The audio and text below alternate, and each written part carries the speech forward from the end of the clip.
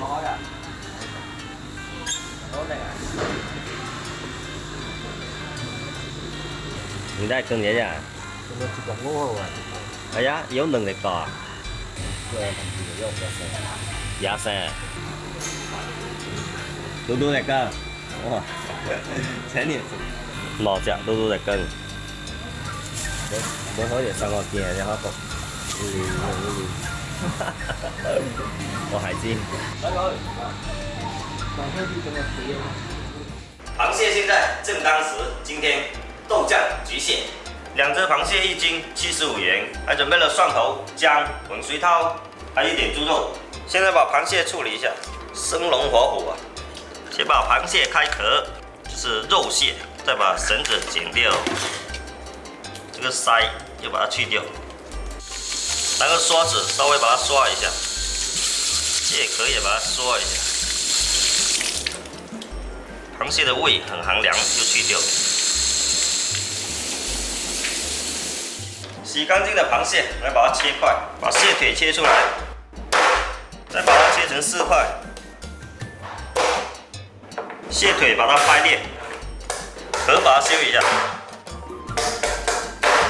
先放一旁备用。再来切配料，姜粒、蒜头切小。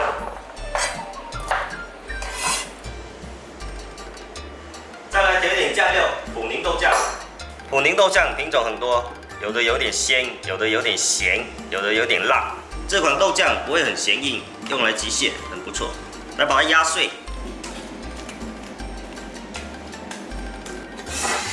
捣稀的豆酱，再来加一点香油，增香。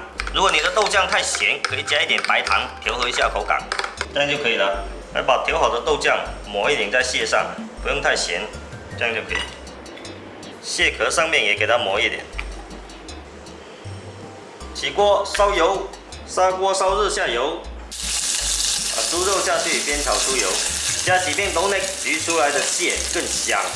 把豆内炸至金黄，下爆，下蒜头姜，多翻炒几下，让蒜头均匀受热，这个香味出来了。蒜头炸到表面有点皱皱的，成虎皮状就可以了。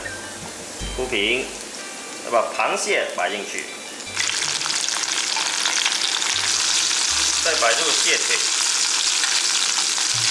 蟹腿也抹一点点豆酱，放入盖子，滚水涛，盖上盖子，锅边淋一点花雕酒或是料酒，文火焗5分钟。时间到，开盖，阵阵的香味啊！拿个勺子把焗出来的汤汁淋到上面去，这样更入味。倒结锅开，潮汕传统家常菜，用普宁豆酱来焗螃蟹，既能保留蟹的鲜甜，还能给口感增加一点酱香味，好吃不腻。三嫂那天吃大闸蟹过敏，现在不敢吃螃蟹，我抱怨了，刷嘴，我那有鬼。